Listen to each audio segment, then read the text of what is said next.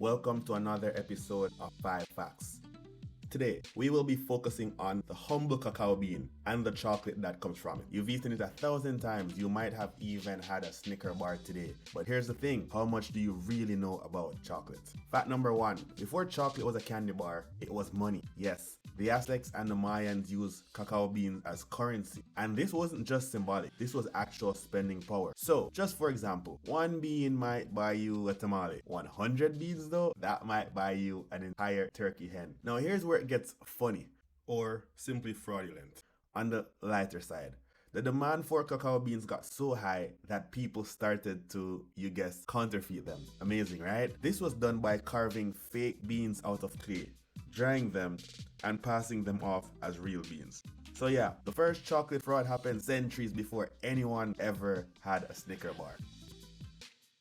Next up, fact number 2. The best chocolate in the world exists because of a disaster. A happy accident, so to speak. In 1727, a disease wiped out nearly every cacao tree on the island of Trinidad in the West Indies. Farmers were in trouble, but they noticed 2 types of trees had survived. One was called Criollo, a rare, delicate, and amazing flavor. The other was called Forastero. It was tough, disease resistant, but not very tasty. So the farmers crossed them. They fused them into this super hybrid cacao plant. The result was a brand new hybrid called Trinitario, named after Trinidad itself. It had the flavor of Criollo, but the toughness of the Forastero, and it was absolutely delicious. Beauty and the Beast, right? Today, most high-end chocolate, the stuff that you pay $12, $13, $14, $15 per bar, comes from Trinitario trees, all because a disease accidentally forced farmers to experiment.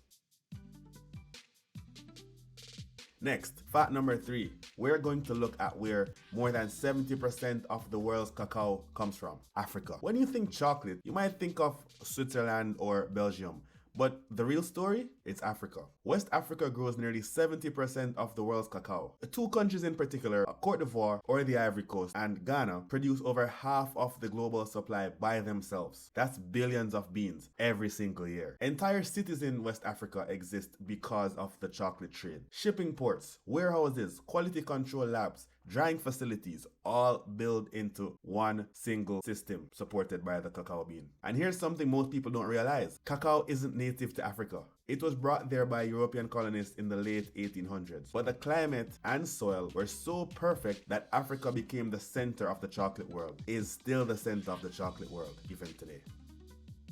Okay, moving on to fact number 4. How 2 countries teamed up to fight for better cacao prices. For decades, cacao farmers got paid almost nothing, while chocolate companies made billions. It sounds unfair, bittersweet. Well, it was. But in 2019, something incredible happened. 2 countries, Ghana and Cote d'Ivoire, or the Ivory Coast, decided to stop competing and start working together. They formed a kind of super union and demanded a higher minimum price per ton for the cacao. 2 entire nations flexed their economic muscles at the same time to get a better deal for their farmers. Collaboration at work. And here's the kicker, it worked. Major chocolate companies agreed to pay a minimum called the Living Income Differential. It wasn't a perfect solution, but it proved that countries growing the beans have the power if they use it in the right way.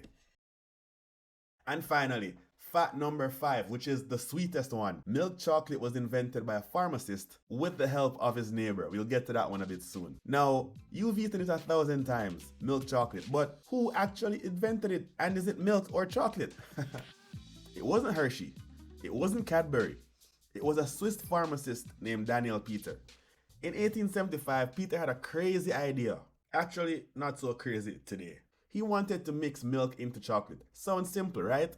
Except milk has water, and water makes chocolate seize up into a gross, grainy mess. Not very smooth and velvety. Peter spent 8 years trying to solve this problem. 8 years of failed batches, wasted milk, and probably a lot of frustration. Then he asked his neighbor for help, and his neighbor happened to be a guy named, you guessed it, Henri Nestle. Yes, that's Nestle, the baby food guy. Nestle had figured out how to make powdered milk by removing the water. Peter used that powder to create the very first milk chocolate bar. It was creamy, sweet, and absolutely nothing like the dark, bitter chocolate that people were used to. Within decades, milk chocolate took over the world, and it all started with a pharmacist and his neighbor. So, next time you break off a square of chocolate, remember this. Chocolate has a long, storied, and very interesting history. It was used as currency. It's powered entire economies. Countries have come together to use their power to create fairer prices for their farmers. And also, at one point, it was the 8-year-old dream of a pharmacist from Switzerland. Not bad for a snack. Thanks for watching episode 3 of 5 Facts. Catch you again in the next video.